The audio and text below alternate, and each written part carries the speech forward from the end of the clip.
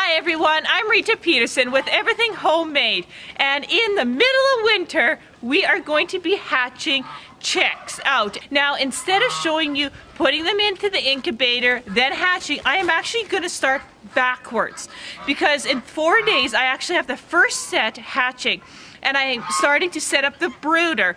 So that's where I'm going to start. So I'm going to show you first how to set up a brooder. Now this is not the only way to set up a brooder. This is the way that I do it. I'm going to talk about how to get clean eggs, and that's so important when you're collecting eggs, is to have clean eggs. I'm going to then show you how to clean an incubator in between with the ones that I'm using, and then we're going to refill it, and I'm going to show you the hatching. So I'm going to show you a lot of things and some key points in between. Now chickens are one of the easiest things to hatch, a very good beginning egg to hatch with, and they're a lot of fun. So first let's go and look at clean eggs. Let's talk about that. So let's go into the chicken coop. The noise is going to be a little bit louder, so if I feel like I'm yelling, that is why, because the guinea fowl are in there and they're going to make a racket. But let's see how to get clean eggs.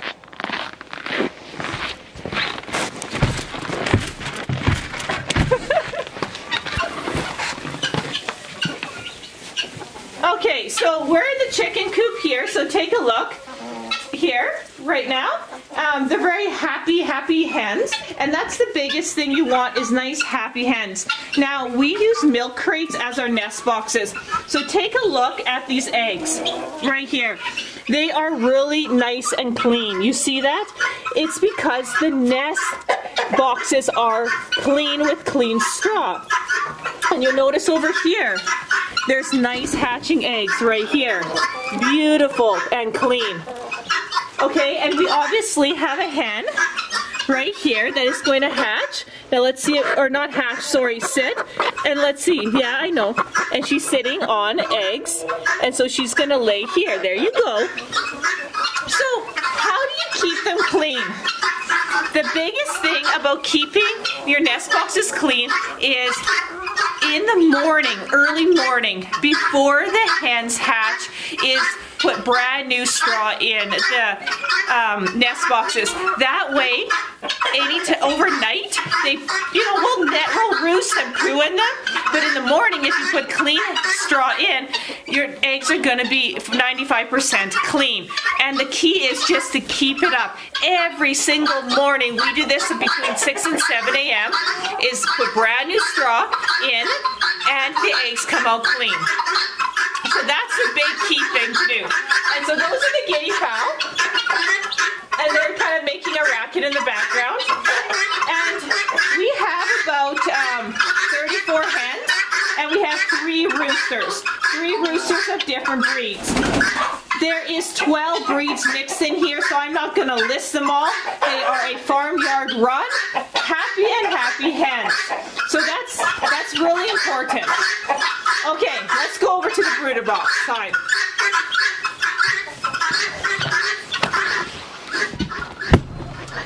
I'll get that door up.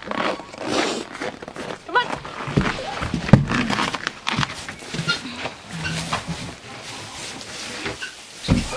Okay, so let's talk about the brooder.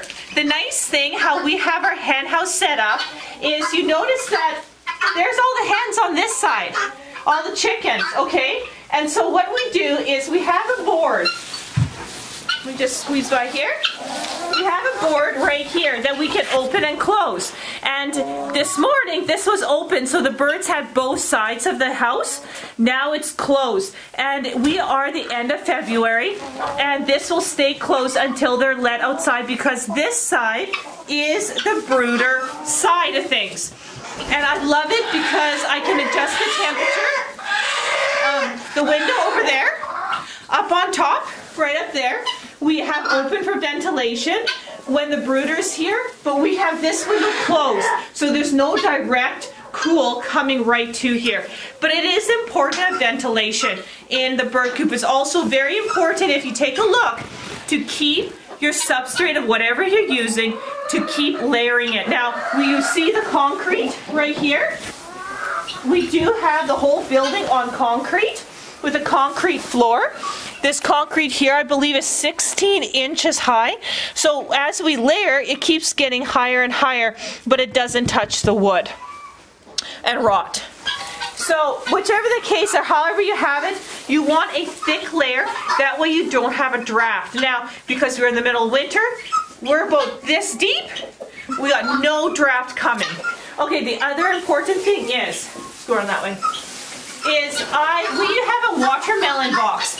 You can get this from any grocery store. Just ask for them when the watermelons are in season. I mean, you can do pumpkin boxes, but the height is about right. Okay, we're at least 2.5 feet tall here. Now you see the holes in it. I'm actually going to cover that with tape because they will get out. So I'm just going to put some duct tape over, or mask, or some not masking, Packing? some packing tape over here to cover these holes. The other thing that's important on your brooder is heat lamps. Now you always want to heat only one side. That way the birds have an area to go that is cooler.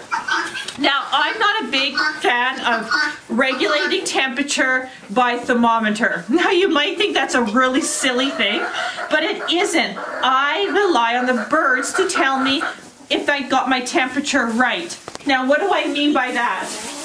If my birds are under here and they are huddled like this and they are climbing on top of each other, they are cold. You need to lower this a couple of chains down. If my birds are kind of mingling nicely, you know, some are underneath the heat lamp, some are over here running around and going back, then I got my temperature perfect. If my birds are all the way over to the other side going, oh my goodness, I'm sweating over here, I can't breathe, I gotta find somewhere cooler, then I have it too hot. And so that's what I'm looking for when it comes to temperature. Now, I have about where I want my heat lamps because I've done this once or twice before, but I will adjust this depending on how the birds react. So that's what I look for in them. Again, this is about 2.5 feet, so I'm just basically level. That's where I start out with. I may have to raise it a couple, or I need to decrease it. So we'll see. The other thing is safety first, you guys. This is a fire hazard. Make sure you got distance between your cardboard or wood or whatever you're using that you don't start a fire. That is very important. So why do I have this in the middle of all this space? Why don't I have it bigger? Well, when your birds first hatch, they like the security of a tighter spot.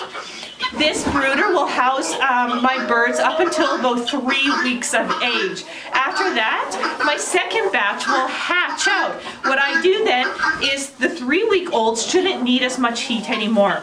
They actually come out and run the whole way around here. They just go around and they get food from this feeder, and then we'll have a bigger waterer set up. That way they stay warm, but they have more space. This prevents pecking. It prevents them climbing over each other.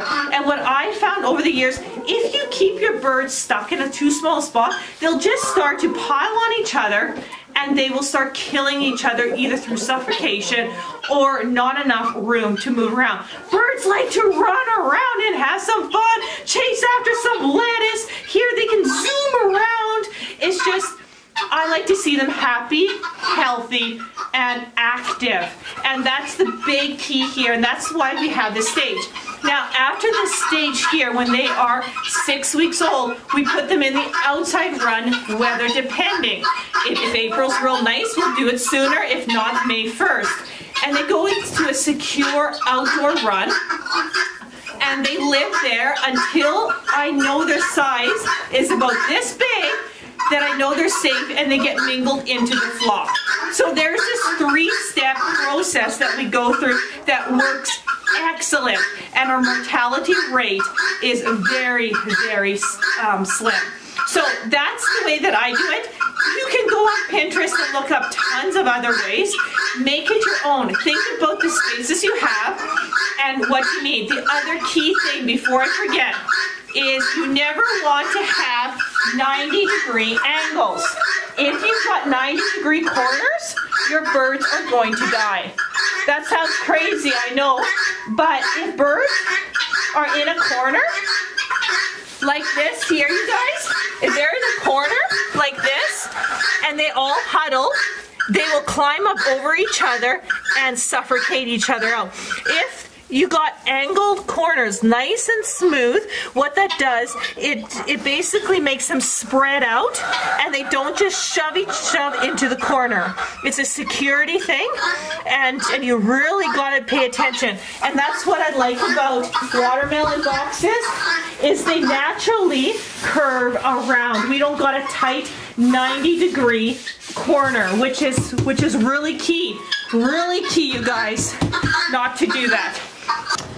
So we are down in the basement here of my house, and these are the eggs that we collected, and some of these are the eggs that you saw in the birdhouse previously here. So do you notice how clean they are? This is what I like to see, and this is why it's so important, and I'm going to stress this again, to have clean nests. Okay, so how do we store eggs when you are keeping them for hatching? I do between 7 to 10 days. That's the period that I really like. The fertility's great. After about 10 days, your fertility can drop. But listen up, I have incubated eggs a month old. As long as they're stored properly, yes, the fertility drops, but you still have a chance that they will hatch. Now these eggs, I have enough hens that will lay that I can get 120 eggs in a 7 to 10 mark period. I have 3 incubators, as you can see here. Here's 1, and there's 2 over there in the distance, okay?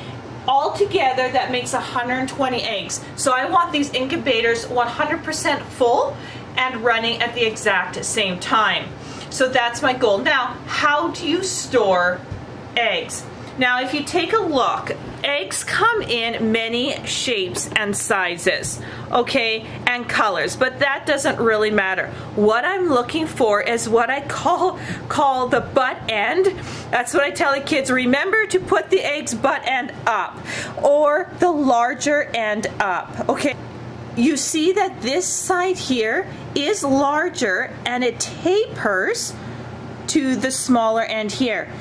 I want to store it the big side up because this is the air pocket.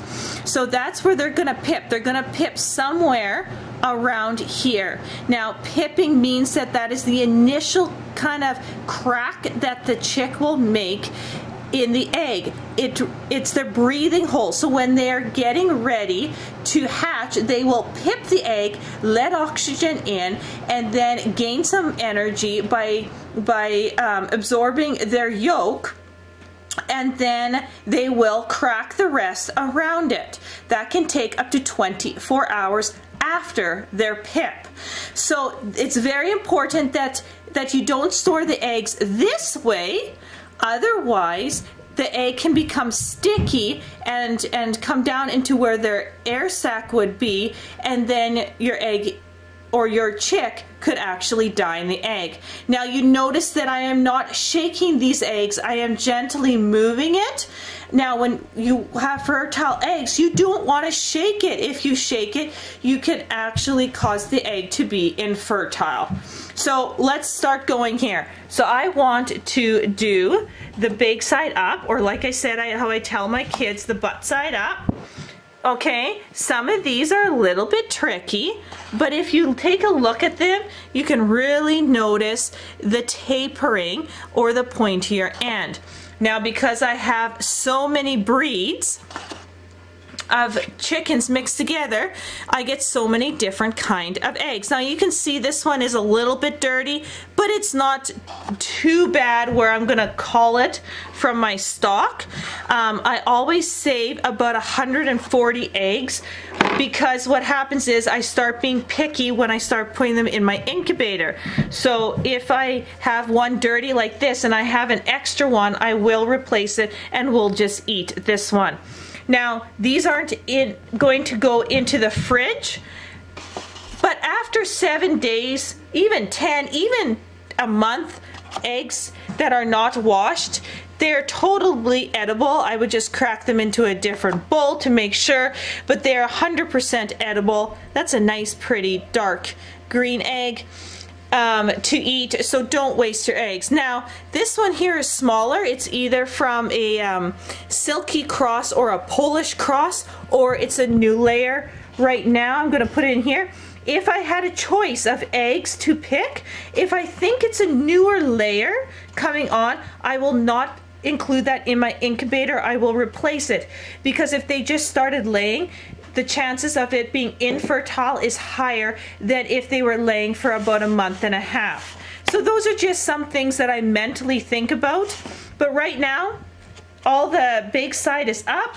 I close it up and I take a look here. These are all the eggs that we have saved now. This is our third or fourth day of collecting eggs. And again, they're all together. And obviously this wasn't quite full, so what we're gonna do is just take these two and put them over here so I know how many dozen I got here. So I have 6 full dozen and a little bit over half a dozen full here. So these incubators here are due in 4 days, and I want 11 dozen eggs ready. So when these hatch, I'm ready to add in more eggs. So the other thing I want to talk about is hatching eggs. Now, you saw my eggs stacked there, but they weren't older than 6 days old because we had really good layout. But what if you're collecting and your eggs are older than 6 days old? What you want to do is you need to angle it. So these are full egg cartons. What you want to do is stick another egg carton underneath it, giving that angle. Then every morning, let's say you go downstairs, you want to switch that angle this way.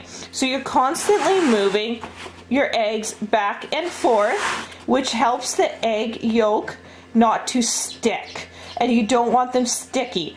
Okay, so that's a simple way of doing it. I hope that makes sense. So what you want to do is sometimes if you have several eggs, you want them stacked something like this. Okay, these can be just normal egg cartons. They don't need to be full. And you have them like this here waiting for the incubator. And I have to do this for goose eggs because I can't collect enough goose eggs in 6 days. So this is definitely what I do. Same with duck eggs and my turkey eggs. We make sure they are on a rotation. So then the next day we rotate them this way. Just simply like that. And that really helps keep the fertility well, and you're not shaking the eggs, and it's a really easy thing to do. So that is just a really good note to have. So we looked at putting eggs into the cartons to get ready into the incubator. Now let's look how to clean up the incubators and get them ready so those eggs can go in.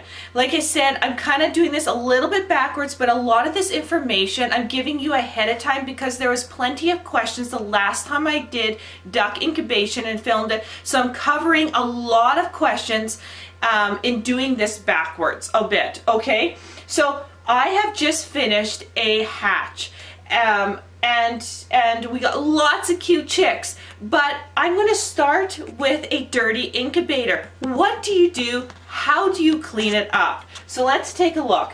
These 2 incubators are off. And as you can see, sorry about the lighting, but we don't have very good lighting in this part of the house. But you see there's all these eggshells, okay? It's kind of gross. We got bits and pieces of them hatching. We got some poo even in here.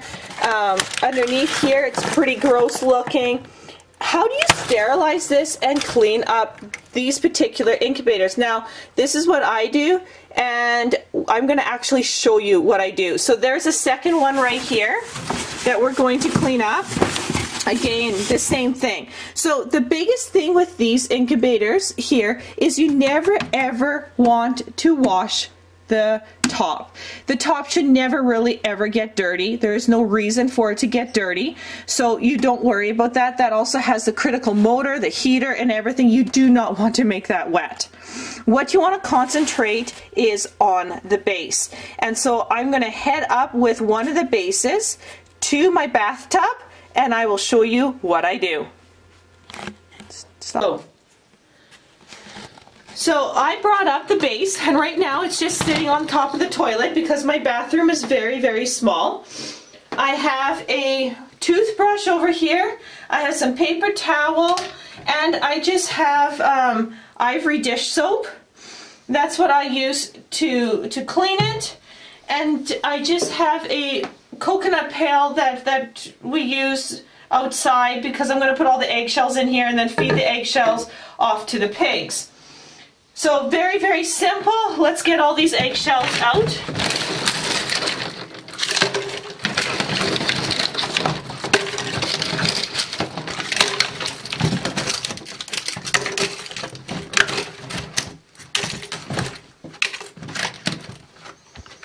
Alright, so I'm going to just take the bulk. I will show you what I do with all these little stuff. Now the last thing you want to do is put any of this down the drain.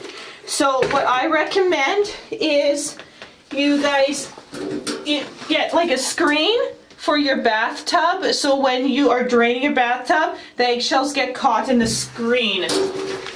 Okay, so now we take this here, and be careful because there's liquid, there's water, so you want to be careful when you're grabbing this so you're not spilling. And I put it right in the bathtub. I get my ivory dish soap here, and I need my plug. I'm just going to exchange my screen for my plug for the moment. And now I'm going to use really hot water. Now we have quite hot water coming out, so I'm going to just fill up the bathtub a little bit here.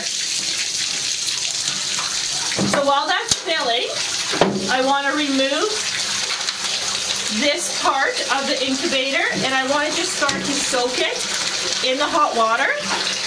Then I want to remove this part here. You can see how gross it is after the hatch. Look at that. You do not ever want to do another hatch without cleaning this. It's really important to always keep everything clean. That way you don't have bacteria causing issues. And you don't want worms and stuff, okay? Like, keep things really clean, you guys. So I'm basically gonna put some soap in here, just like so.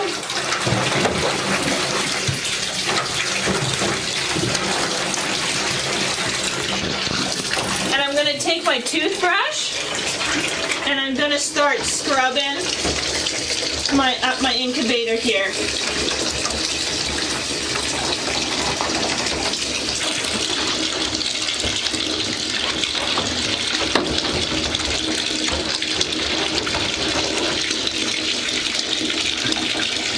Okay, I'm just going to turn that faucet off because I don't need tons of water here.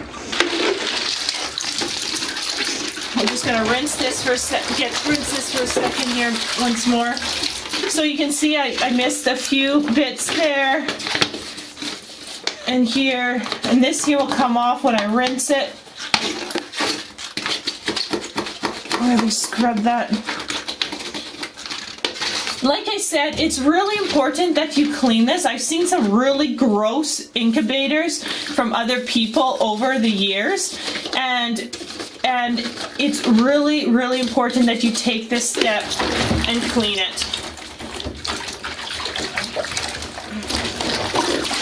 So that looks not too bad. I will rinse it once I'm done with everything. Again, this screen here, you want to take your toothbrush and just start going over it, and it gets everything off. And sometimes I just place it under the water and start scrubbing.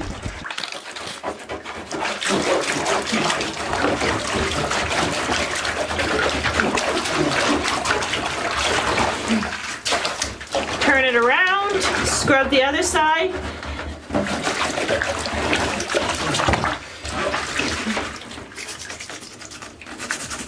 There we go.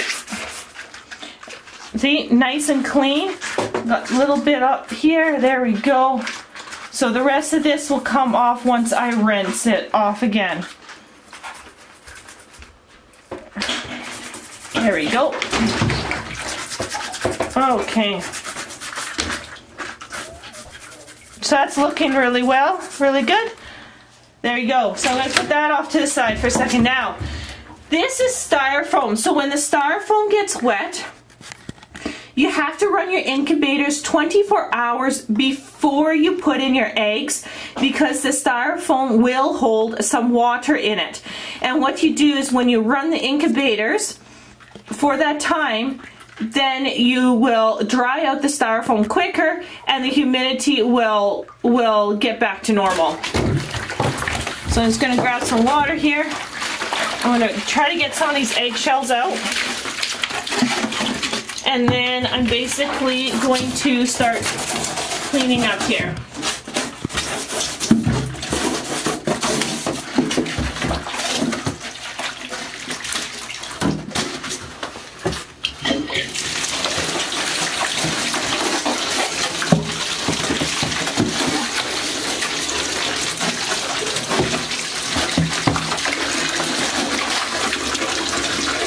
Now this little eggshell here just doesn't want to pop out.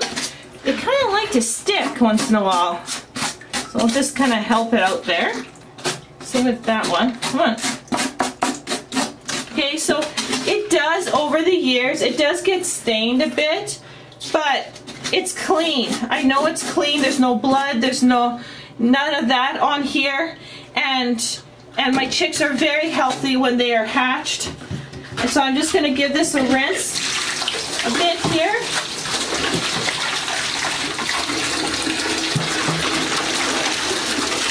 Like so. So I'm going to try to get as much water off of there. And I'm going to put this back on the toilet seat because my washroom is very small. Okay. Now as for this one here, I'm just going to grab my shower head for a moment.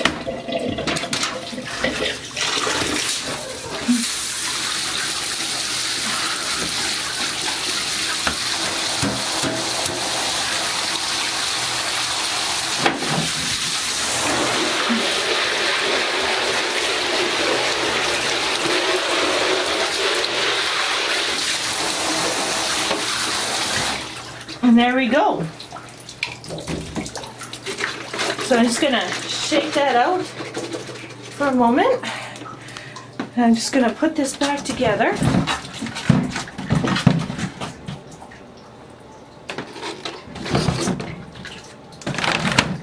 And now I have, I'll just grab this piece here. There we go.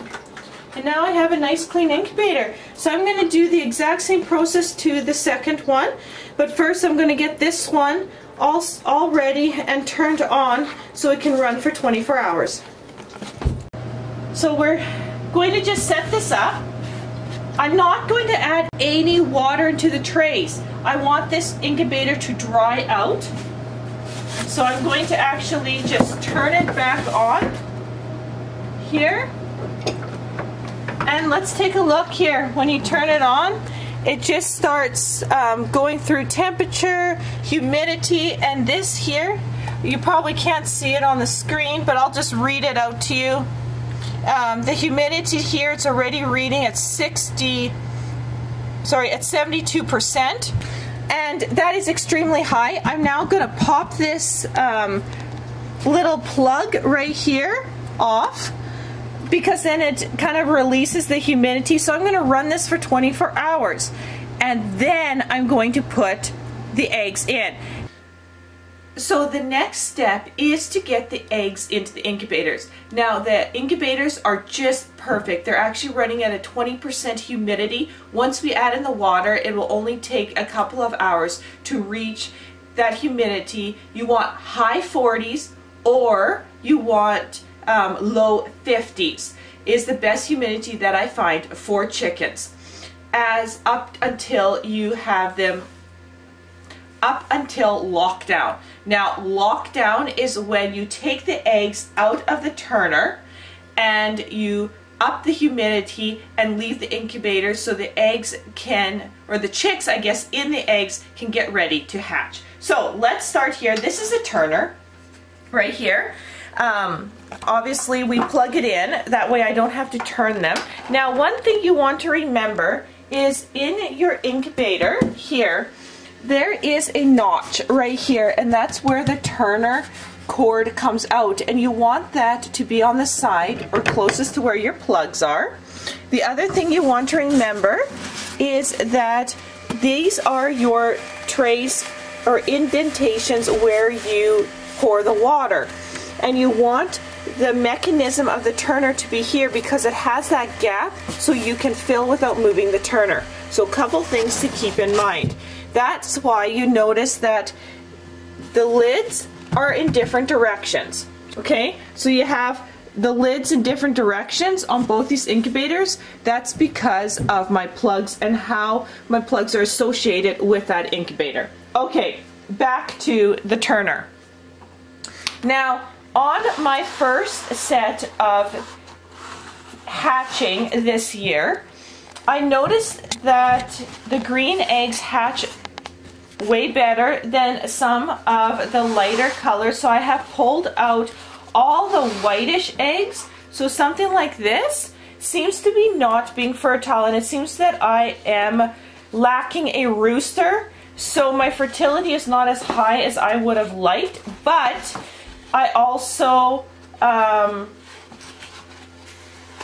fertility is not as high as I would like, but that's okay. I do know that sometimes roosters can pick only certain hens and they won't actually breed a lot of different kind of hens, but also at the same time I don't have pecking and I have no overbreeding, so it's kind of a trade-off. If you put too many roosters in to your hen house, then you have fighting and then they kill the hens because they overbreed. So I'm short one rooster, so what I'm going to do is I'm looking at these eggs here. These lighter color eggs seems to be less fertile than the greens and the darks, so I'm going to put in favor of the greens and the darks just because that's what I'm finding when I am hatching here. So basically I'm transferring, you want the big side up because that's the air sac side. I am also looking for the big eggs. This looks like a smaller egg. I'm actually not going to use those two. I'm looking for larger eggs because that means that they aren't new laying. They have been laying for a little while. So I am going to just kind of go through these here and hopefully my guesses are accurate. So as I was stacking up the eggs, I realized that some of you are probably going to ask me, why aren't you doing a fertility check on the eggs by candling them? Very good question. I would do it if I could see the fertility. Now, if you have nice white eggs, like store-bought eggs, they're nice and crystal white, but I don't. I've got tons of color, and when you shine the light on them, you will actually see that they aren't clear at all. So the different color eggs actually really is hard to see the fertility because of the shell, and it looks speckled, and I'll show you that in a moment. But first of all, what do I mean by fertility? I have cracked 2 eggs here. I'm going to show you what you need to be looking for when you're candling the eggs. You see that spot right there? That tiny little speck about the size of a pin head is what you're trying to check. Okay, so you got one there, and look at this one. You got one right there. So that itsy bitsy little blood mark is the fertility. So that's what you're looking for. This is why it is so difficult to see. Now, like I said, with a white egg, okay? Now I have 5 different color eggs here. This is not a white egg. Not when you compare a store-bought egg to. This is really a off-white or ivory. It is not a clear white. So what I've done was I've collected the 5 different shades of eggs that we have on the farm, and I'm going to put a light under them. I'm going to show you on a candle, and I will show you how difficult it is to see that fertility mark. Now you need to do this in a dark room, so I just turned off the lights. What I have here is a flashlight. You want a light that has a very focused light of it. So if you got a large flashlight, you want to either put a piece of paper with a small circle to direct the light so it's smaller. So let's see. Let's start with the lightest color egg I have. Take a look. So I'm kind of holding my hand, but take a look at all the speckles. Now you tell me, is that going to be easy to tell the fertility? Nope. So let's do this again. Let's do this with and I can't tell what color this one is. I think this is a light brown. Take a look. This one's really hard too. Okay, I'm going to kind of move it around. This is what I'm talking about. Look at that. It's amazing to see the shell under a light. It gives you a whole new perspective of the egg. Okay, let's do a dark green one. Nope, this isn't dark green. Hold on. Brown. Brown one. So the one I just did was a light green. So this one here is a brown egg. Again, take a look at all the speckles and how hard it would be to find the fertility. Okay, this one is a green egg. Oh, that is cool. Yeah, that's pretty cool, hey, Ocean? Glows like green. Okay, so you see the top there? You see the top that's kind of darker? You can see it on this one? That's the yolk. Right there. Really? Yeah, that's the yolk. Okay, so let me turn it around. Yeah, that's pretty cool, huh? Yeah. Okay, so this is what makes it difficult, is because when you shine the light, I can't see anything. The shells are so thick, which is good, but they're speckled when you put the light underneath them. And then the last one is a really dark green. There you have it. It's really beautiful. Really pretty. Okay? That's why when I did my first batch of eggs, I looked to see what was hatching by the shell color. And I noticed that the lighter color shells weren't hatching as good as the greens, the darker colors. Plus, I had some smaller eggs in there which didn't hatch, which means that they were newly hatched, or sorry, newly laid, and therefore less fertility. So I'm going to take a, now at when it's really light, you see how you can't see it very well? This is why we turned off the lights. Okay? So let's get back to putting eggs into the turner this time around. So these ones here, you guys, that I'm saying no to, they are fine. They have only been out for less than a week, and they should be just fine for eating without any kind of issues. So don't just waste your eggs and say, hey, those are all bad. They actually aren't. They are just fine. This one's an iffy one.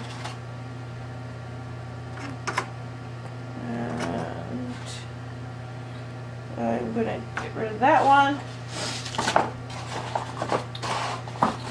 This one's a little bit dirtier than what I want, so I'm only going to use that one on the last resort, but I got lots of eggs here. So you see how much smaller that one is? I'm going to say that's a new layer on board, and the probability of it being fertile is low.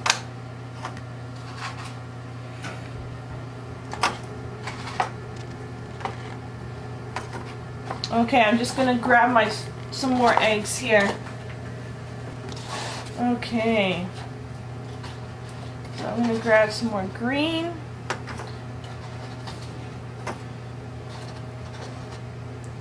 Brown. These ones. Okay. Don't you just love these green eggs? I love different color eggs. It makes everything so much exciting. You see the difference in size? This is what I'm trying to decide. Again, the biggest eggs, kind of they're my mature flock, I guess, that are laying. So this is a much bigger egg. You see how it wobbles here, you guys? So I don't feel comfortable with that being on the edge, so I'm going to exchange it with this one here. That holds it a lot better. And now take a look at this one here. Unless you are doing guinea fowl that have much smaller eggs, or let's say a little Polish or silky, you actually do not fill this last one, because if you do, let's just take this egg, look at, I can't even put it in. When the turner's on an angle like that, you will actually squish that egg, so you actually do not use this one. Okay, so let's get it into the incubator. So I'm going to remove my lid here. I'm going to just put it on top of the other incubator.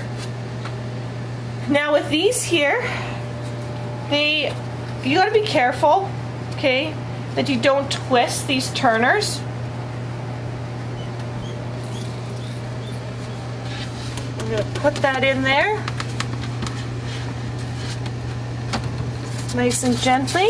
Now you can see that I can now fill my incubator here, and the first one to the left seems to have a good humidity to keep this incubator between the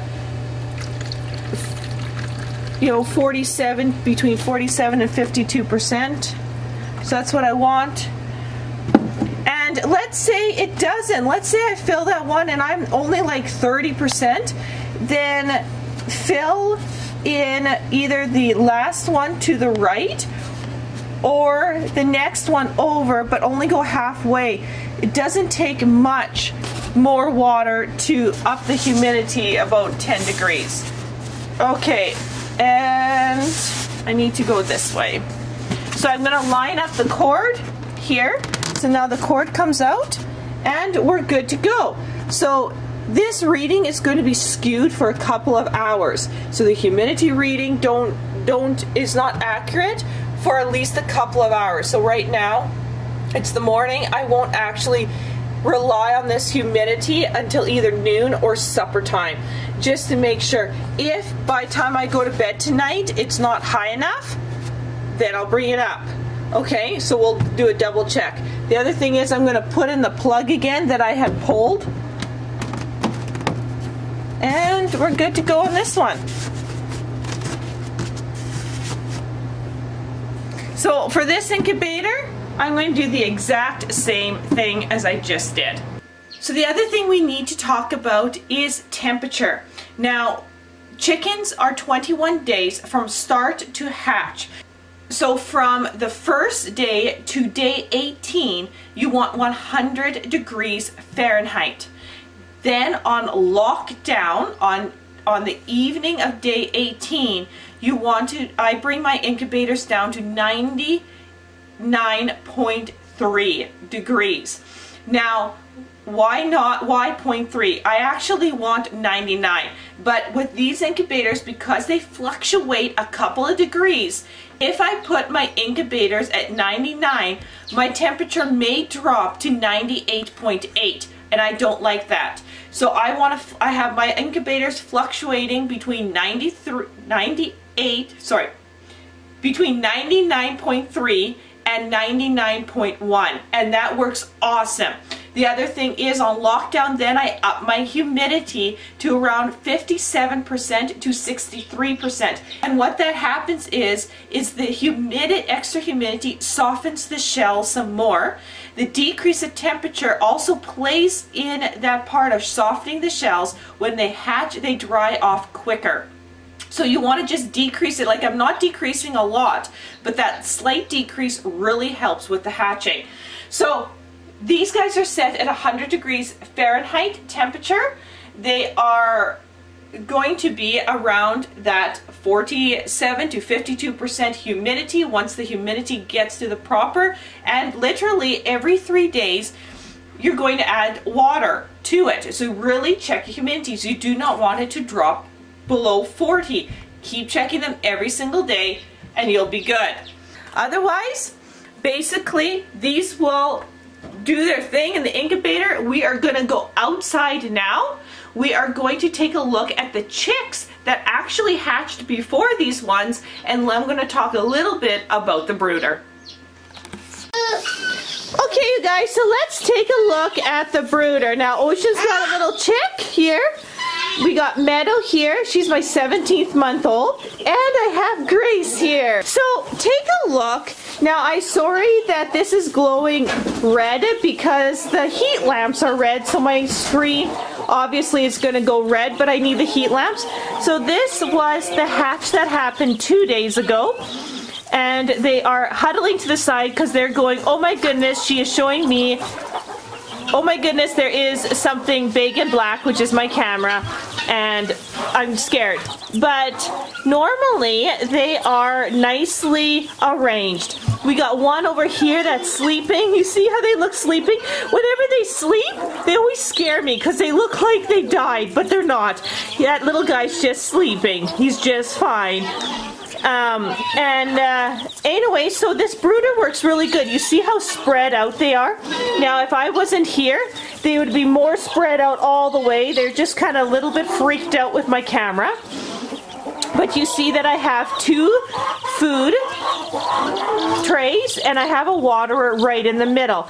And I just use straw, and I like straw because it doesn't get all in their waterer and it's really easy to come out. So that's the nice setup. They'll be in here for about 3 weeks. When 3 weeks is up, they will literally come out of the box onto this side, and they'll have a waterer, a bigger waterer than that. They'll have the big food dish, but they'll have all this area on the outside to run around and grow up for the next 5 some weeks. But the brooder works really good. This whole system works awesome like this, and it's out of the house. Now, I have nothing wrong if you want to have a brooder in the house, but I really like to keep all my critters outside in a safe area. 1, because their house is small. 2, it just keeps all this stuff outside. So they're doing really good, and you can see all the different colorations, and I love having so many breeds mixed together. It's just exciting what pops out of the egg.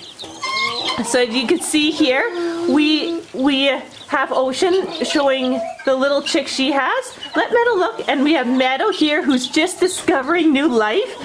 And I always let my kids, really young, understand how gentle they need to be. Always include them because they want to see. She wants to see. And it's really awesome for them to grow up with critters. So take a look at the chicks that I hatched. These guys are the same ones, only these ones are now 10 days old. And I actually just kind of pushed them to this side just because the heat lamps won't shine as red. So they they're going, what is she doing? But take a look at the feathers. If you look how much feathers are actually coming, it's quite amazing. 10 days makes a huge difference. They're way bigger and they are super healthy. Take a look here. They're going to go all the way to the other side here and underneath the heat lamp. So they're very active. We have 2 waterers now there, and every day we spill these waterers, give them new water, and you'll notice with everything they'll always put the straw in or the wood chips in, and that's just how it goes. The feeders get refilled every morning, and we're in the afternoon right now. So these guys are doing really good.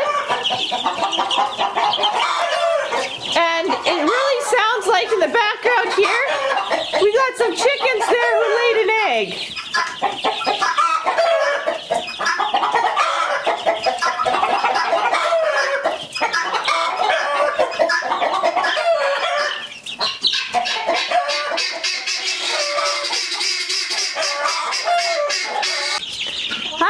everyone. So we are 1 week before the incubators will hatch, and Ocean here, we are going to set up the brooder a bit different because these chicks are getting too big, aren't they? Yes.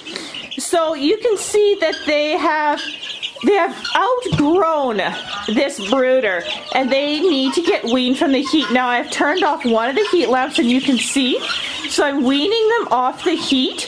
It is minus 20 outside, so it is, and we're talking minus 20 Celsius. It's cold outside. So what we're going to do, and what the next step is Ocean is going to lift up this brooder carefully, and we're going to let the chicks go. And we'll see what happens there. So hopefully, can you do this one-handed? Am I supposed to move the entire thing? Yes. Yeah, you're going to lift it right up and move it towards me. Okay.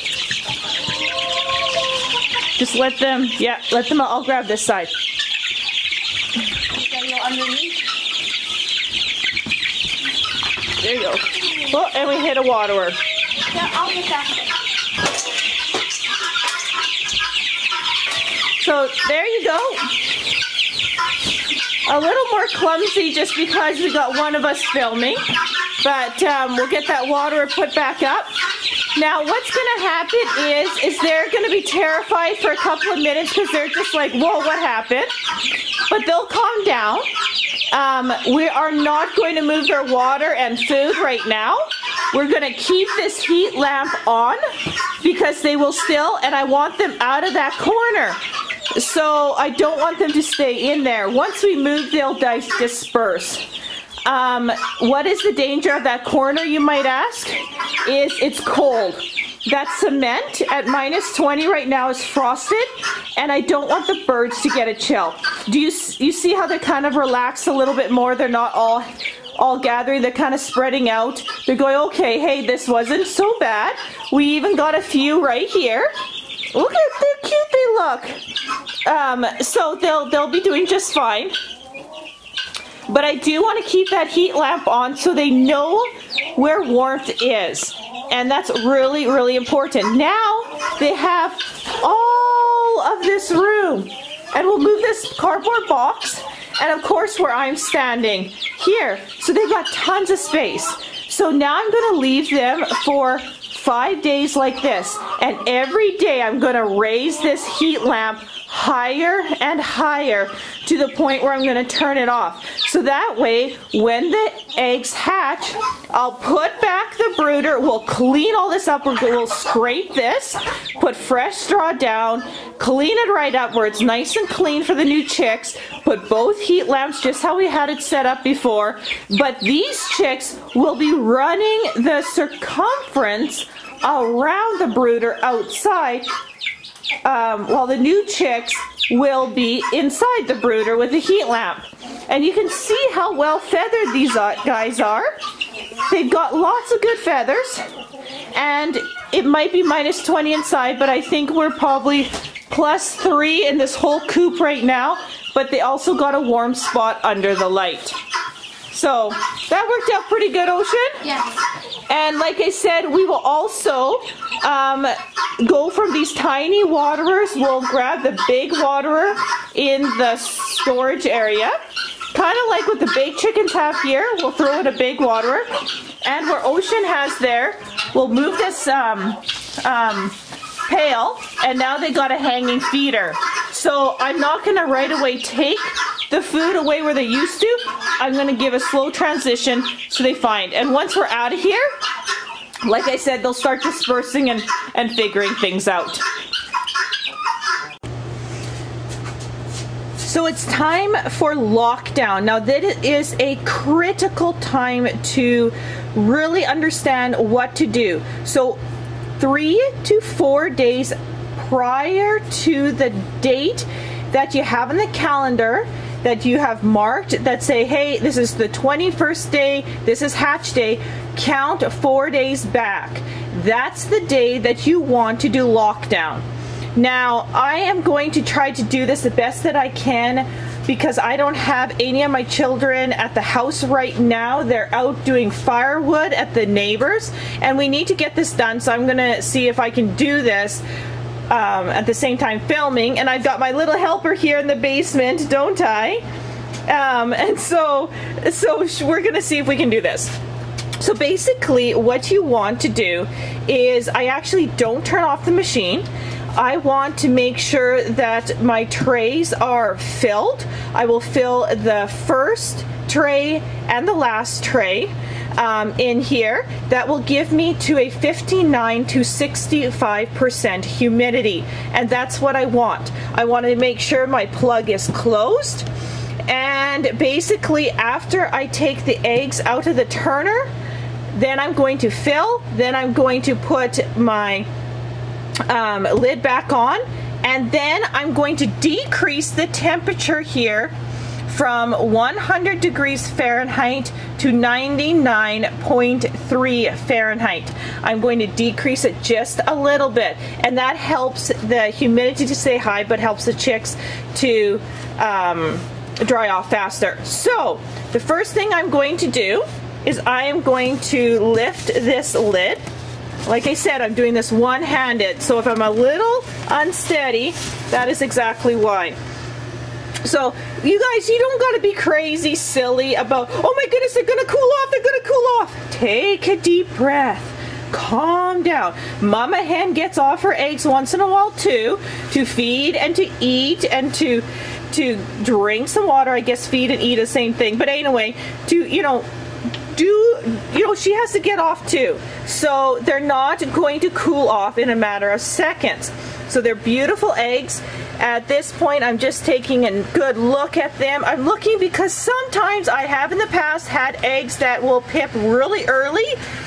So I'm taking a look, and they are looking really good. I don't see anything like that. So what I'm going to do is I am going to grab on with both hands. So I'm going to put the camera down for a moment, but I'm going to grab here, and I'm going to grab here to steady the turner to basically my table that's really close beside me.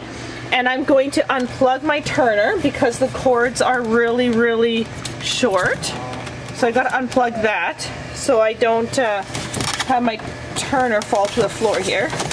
Oh wait, so my cords are ready, and I'm just gonna put down my camera and to get that turner to the table. So what I'm gonna do now is I'm gonna take these eggs, and one by one, I'm basically going to put them in the incubator. And you can see my trays here where I'm gonna fill the water. There's 1, 2, 3, 4. I'm gonna fill the first and the last, so it doesn't matter which side. If this is the first, this is the last, it doesn't matter. I'm going to fill these trays up here with water, and that'll be enough humidity. So basically, be very gentle here, and I'm going to put them down. And normally I have 2 hands doing this, so I'm doing this 2 by 2. Yeah, that's the incubator meadow. And like I said on so many videos, include your children in what you do. You are their teacher, and believe it or not, when they grow up, they'll remember a lot of what you did. Okay, so I'm just gently placing them down.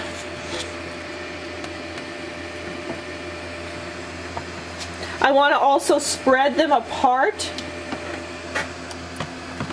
so they're not all crowded in one area. I also don't want to put them right here, because if for some reason I need to refill, I don't want to bump or move the eggs. Normally I don't have to, but if I have a delay or something, I may have to.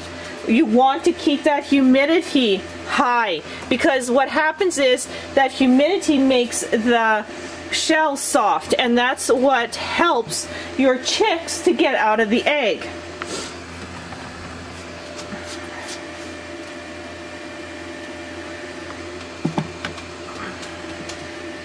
Almost there.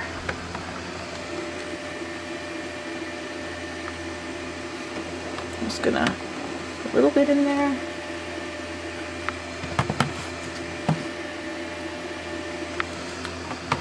And even this is taking me a couple of minutes. The eggs are still nice and warm. They haven't cooled off that much. And there you have one incubator. So there's the eggs. Now I need to fill up those trays. So I have just some water in my pitcher here. Now my pitcher is stained. The water is actually clear. It's because this is kind of like my farm pitcher. It gets used for a lot of you know, sometimes not so clean water, but I can't really get it clean. But anyway, the water is clear and filtered and clean. So I'm just going to go ahead and fill my trays.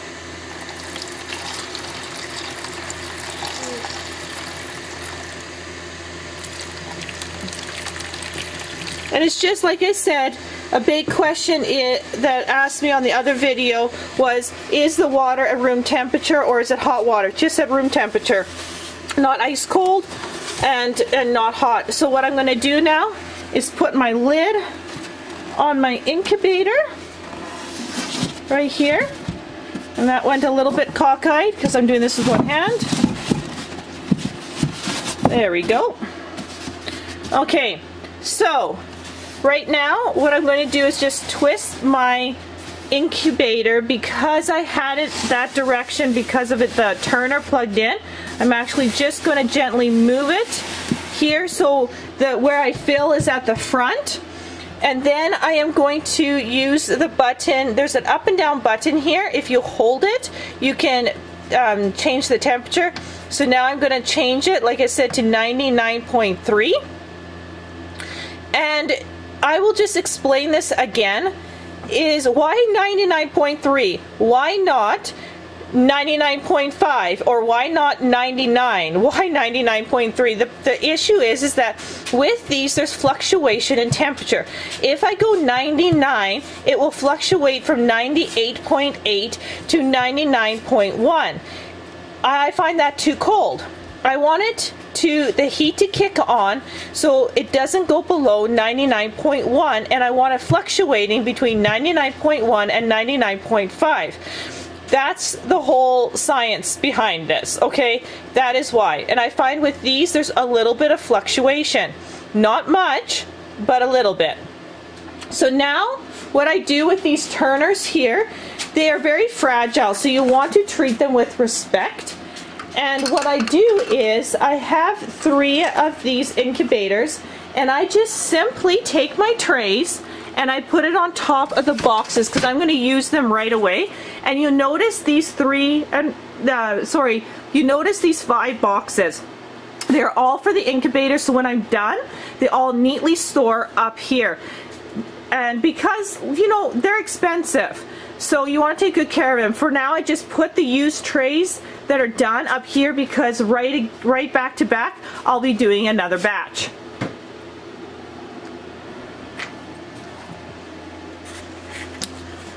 Okay, so this incubator is totally done for lockdown. I'm going to do the exact same thing to this one here. I'm not going to film it. But what you want to do now, after you're done, you set the temperature, you filled up the humidity trays, you got it all ready. You do not open this lid up or you will mess up your humidity. This is critical. You need to just leave it alone. And this is why it's so nice at these incubators. You can see what's happening. You know, this incubator may not start hatching till exactly day 21, but it may start hatching on day 20. I have seen day 19 hatch, but more times than not, day 19 or day 20 or day 21 and even day 22. So when things start hatching, it can take 48 hours for the whole hatch to be done, depending on when it starts. So we'll see what happens here. Right when we start seeing pips, I'll see if I can get a flashlight kind of shone into here to see if I can get you guys to see the pips. Then I will film them hatching, and then I will show you them going back into the brooder. So now the next big step is we need to get that brooder ready. So I'm going to show you the happy chicks. Remember, we took the brooder off and let those chicks go and they were kind of scared. Well, take a look at them now.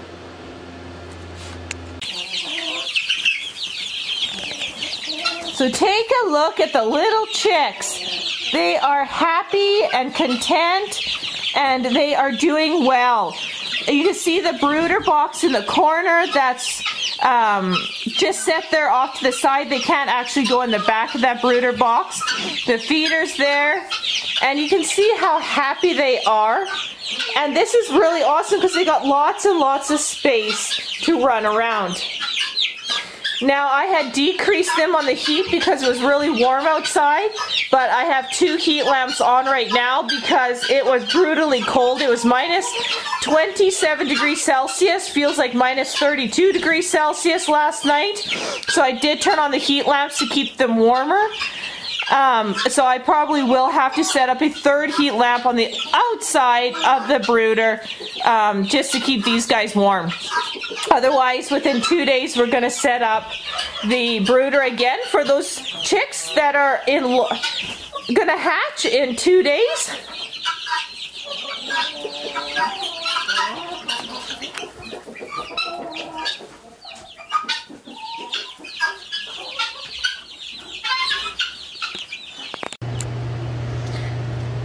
So this is 2 days after I filmed the lockdown. So we are on day 20. So like I said, they can start hatching day 20. Day 21 is the average, but I've also seen day 22. And I woke up this morning to a surprising chirp, chirp, chirp. So I don't want to spend too much time putting the light on because the light causes the chicks to walk around a lot, therefore moving the eggs. So I'm going to do this really quickly. But take a look, there's one right there, and obviously he hatched from that egg. I do see a pip in the corner there. Now it's going to be really hard to see here with the camera and the light, but there are more pips. Now in this other incubator, there's actually 4 been hatched. There's one right there. Let me just try to get here. There's one right there kind of moving around, you can see.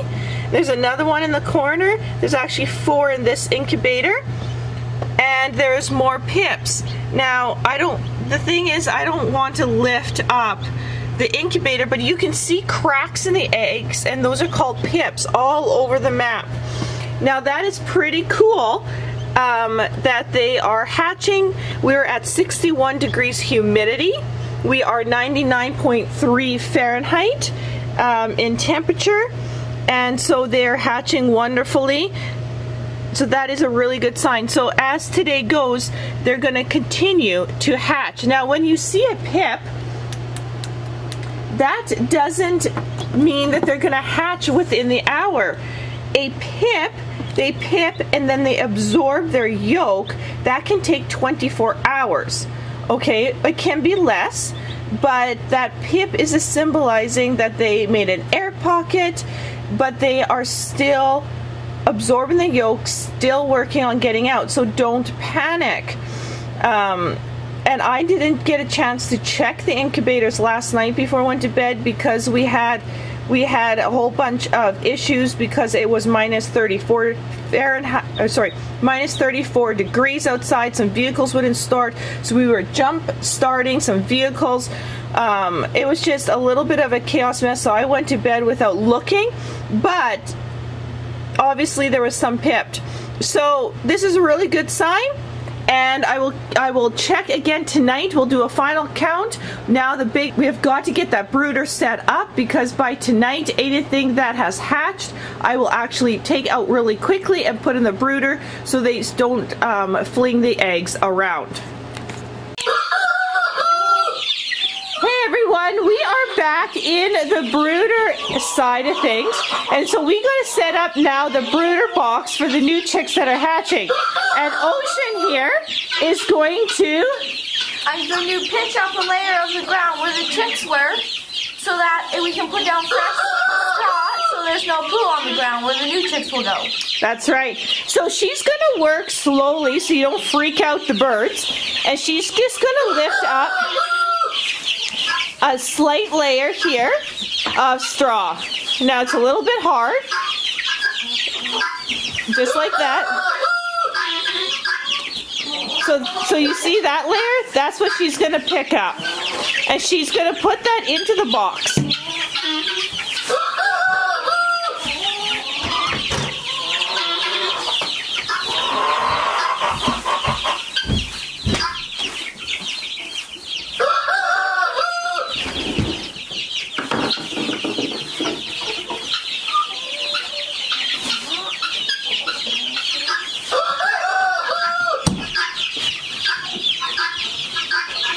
now we have my husband joining in.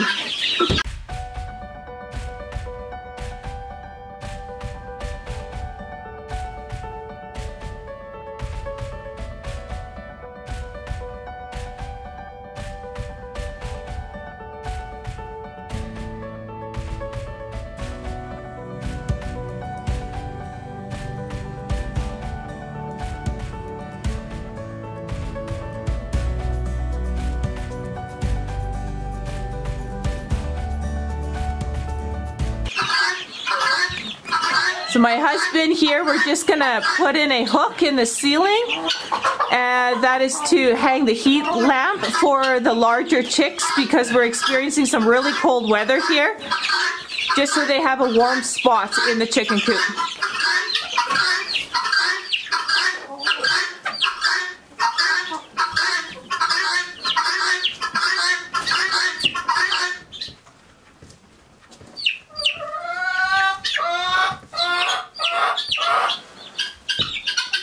Hi, that's what.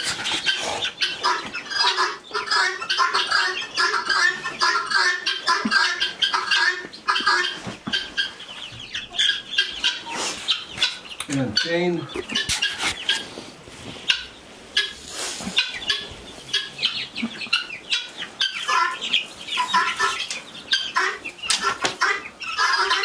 And voila, there you go. There you go. So then we're going to just hang the heat lamp.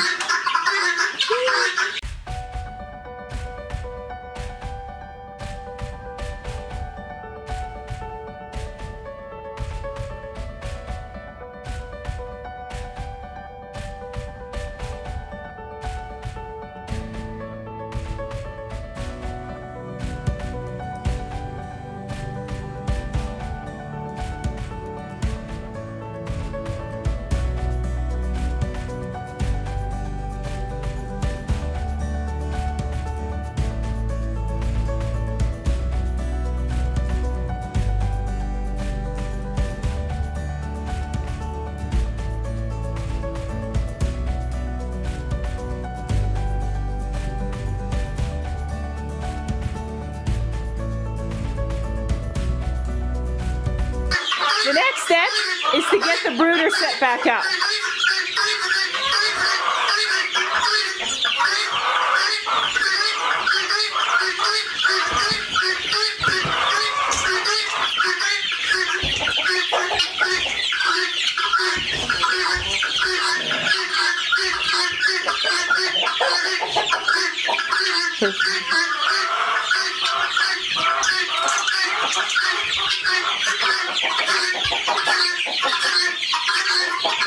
Perfect. And now we got some nice fresh straw. And spread that open.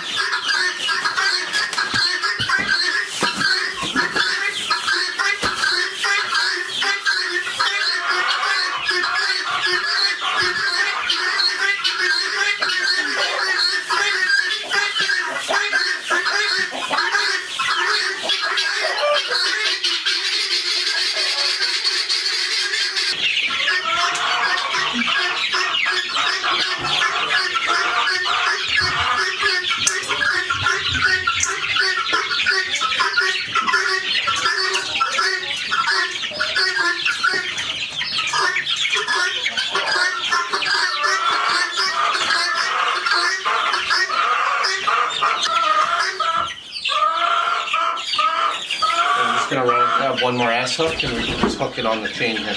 Okay. It stays up. Okay. In the meantime, just keep it up out of the way of that light.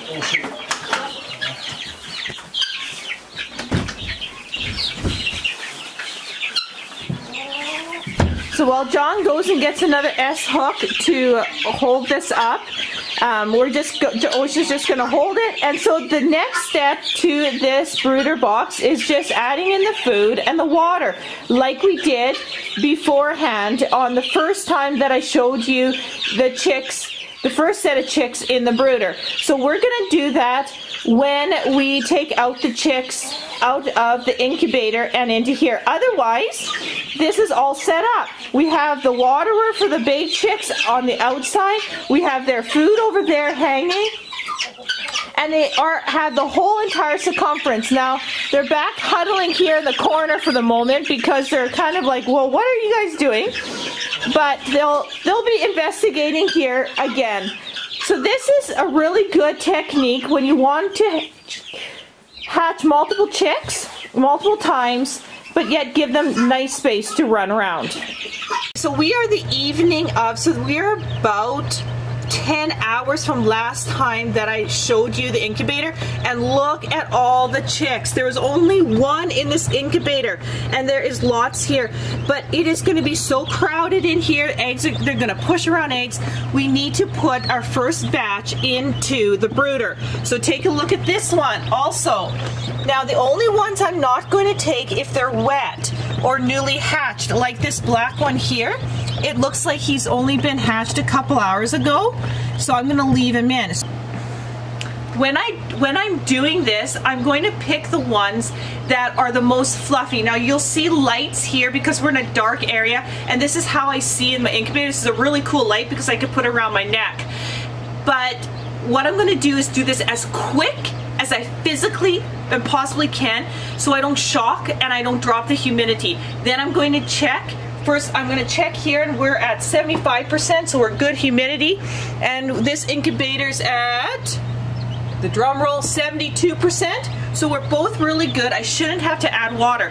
Now, the only time you want to add water, you do not want the humidity to drop under 60%. If it does, get some more water into your incubators. So, Ocean, we ready to do this? Definitely. Definitely. Okay, and I'm going to keep this on so I can really tell who's fluffy, who's not. Like I said, we don't have any lights in this area. Okay, so this lid I'm going to tilt on over here, and what I'm going to do is just tilt it up, grab, tilt down, and kind of go back and forth, back and forth. Okay, and I'm going to look to see who's all fluffy. So you can just take a look, and I love all the colors.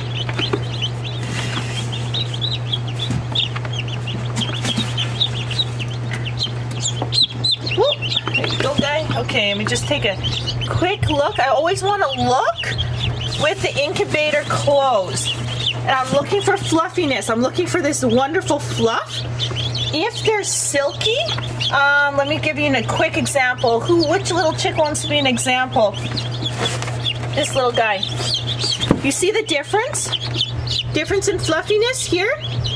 This one here hasn't got that fluff, so I'm not going to take this one. This one will stay in the incubator overnight. There you go. Okay, this one's pretty fluffy. The more fluffy they are, the longer the time they had, or they hatched earlier. Holy man, there's... Oh, I just bumped my head on the cupboard. This one doesn't look too bad either. Ooh, that one, I'm going to just change that right back. Okay, and I think the rest I'm going to leave in here. There's about 1, 2, yeah, we got 1, 2, 3, 4, 5, 6, 7, 8, 9 that I'm actually just going to leave, and there's more hatching. So that will alleviate that one there. Okay, so I'm going to take a look. You want to switch sides here, Ocean? Yeah. So I'm going to take a look here, and I'm looking for fluffies. Now, there's a lot of here that have just been hatched, but it looks like these 3 here, they can come out. So I'm going to grab this one here. This one's standing up really well. Take a look. Right here. Okay, there's a black one there. This one here. Okay, let's take a quick look. That one right there. If you see one, Ocean, just let me know. I think that one right under there is ready. Oh, he or she is. Okay, let's take a... Aren't you just so cute? Huh? Look at you. Oh, it looks like it's a female. Doesn't have much of a comb on it. Are you a little hen? Are you a little hen? Okay, let's put you in the bucket. Okay, so those 3, I think we're gonna, those 4. And now I'm just gonna quickly look for pips. And there is, and you know what, I don't want to risk taking an egg out of here to show you, because once they're pipped, you do not want that, what am I looking for? Membrane? Yes, thank you, Ocean. The membrane to dry out. You do not want that. Okay, so the next step is we're gonna scuttle upstairs. We're going to scuttle upstairs. I'm gonna put on my winter coat, and when I go outside, I am going to kind of tilt this in towards me like this, because it is like minus 27 Celsius outside. It is cold, and then we're gonna get them underneath, and I am going to like dash to the birdhouse. No, you can lift, see metal, yeah, you can just touch the head, touch the head. Oh, it's little chicks. Yeah. I can't read. Okay, we got to get them into the brooder box. Yep, this coat has actually got lots of room, and I'm going to also switch gears here. I'm just going to see if I can. It is so cold outside. Okay, my little babies are in here. Let's go.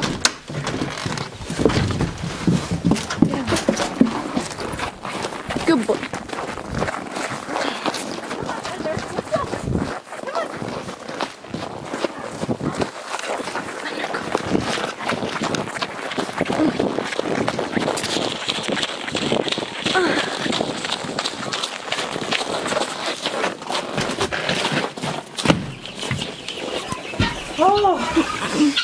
Oh, it's still cold. Okay, you guys, I'm going to put you underneath the heat lights, and then we'll get you some food and water. Okay, so we're going to count here. 1, 2, 3, 4, 5, 6, 7, 8, 9, 10, 11, 12, 13, 14. And we left about at least 10 or some behind. Right. So just eat that. Hey, Gibby! I tried to kill! Quiet! Right.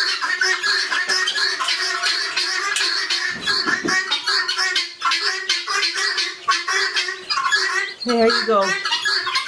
There you go. You stay nice and warm. You stay nice and warm. Okay, so, oh, thank you, guineas. They're so noisy, those guinea fowl. So they should be perfect temperature. They'll stay nice and warm here. I'm going to just get them food and water, again, set up here. You guys know what that looks like. And then you can see these bigger chicks on the other side where we put that heat lamp. They're actually doing really, really well, and they're a little bit squished again because we're in here, but they're doing really, really good with that extra heat. So we should have no problem with anybody overnight with the temperatures as cold as they are. We should be really, really good. Tomorrow morning, we'll be moving more chicks. Okay, good morning everyone. So we are 6 o'clock a.m. and the last time that I filmed was about 8 o'clock p.m.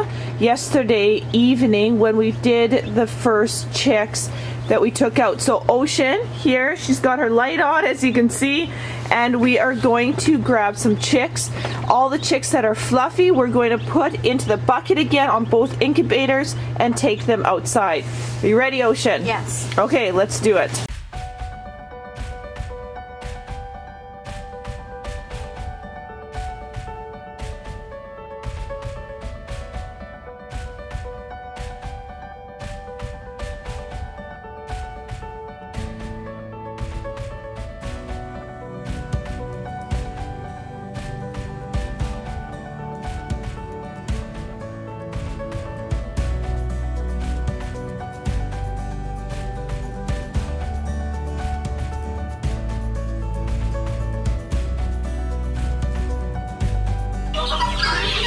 Okay, so we are back in the brooder.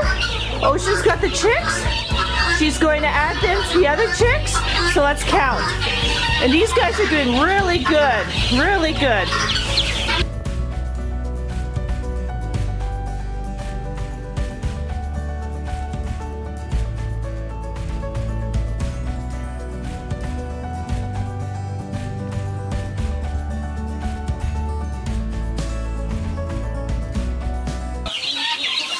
Perfect. And you can see I got food and water there. So 23 more added to the 14. That makes what? 37 chicks in 24 hours hatched. Look at that. That is so awesome. So the hatching is all done. And I usually let my incubators run for 1 day extra because I'm always like, if there is any late ones, they will hatch. But time's up. We need to turn off the incubators, and what I like to do is count how many eggs are left and see why they didn't hatch. Were they even fertile? Did some chicks die actually in the egg? What kind of happened to the rest? So I'm going to unplug this one here, and what I'm going to do is just take the lid off, rest it on my other incubator, and I'm just going to transfer this over carefully because there's still a little bit of water in there to the table here. So let's take a look here for a moment. So basically, it's always a bit of a mess, but it's not too bad. 1, 2, 3, 4, 5, 6, 7, 8, 9, 10, 11, 12, 13, 14, 15, 16, 17. So we got 17 that didn't hatch here. Why? Why didn't they hatch? Now remember I told you that I'm pretty sure I should have had one more rooster, so my fertility rate is low. Now my hatching rate, did I hatch everything? See, that one's a bad one. That one wasn't even fertile. My hatch rate is good to what I actually hatched. So those two aren't even fertile. This one here, this one's not even fertile. So this is why I kind of check, because, and then you get an egg explosion. That one was a really, really weak shell. Okay, so let's go like that. Maybe we'll do this way. Again, same thing. So as soon as kind of white comes out, I know that it is not even fertile. Same with this one.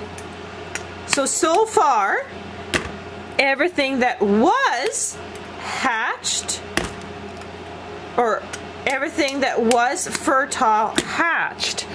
So if you take out these eggs, we got 100% hatch rate for what was actually fertile. So we did really good there. What I'm low on is just an extra rooster in my hen house, which kind of bites, but still at the same time, we did hatch out 47 chicks. So I'm still really, really happy about that. So everything here, there is no premature chicks. There is no struggling to get out of the shell. Every single thing that was fertile hatched, and totally 100% development. So, and everything that didn't hatch wasn't even fertilized. So that tells me that I'm short a rooster, but also that there's nothing wrong with my hatch rate whatsoever. Everything did wonderful in the incubator. Everyone hatched perfectly. No one needed help. So my humidity was perfect. My temperatures were perfect. And there's nothing I can do if I put an egg that isn't fertile. So that, it happens. But so next year, with the hens that I have 35 hens. I need one more rooster in there. So my fertility rate of the eggs go up. and I should get closer to a better hatch rate just because I got more fertile eggs. But I am not complaining, not whining. I am so happy with what I got. And you can really see that the humidity and temperatures were just perfect because everyone that hatched had no difficulty hatching. I hope this video was helpful. Send me some comments, and thank you so much for watching. We'll see you on the next video.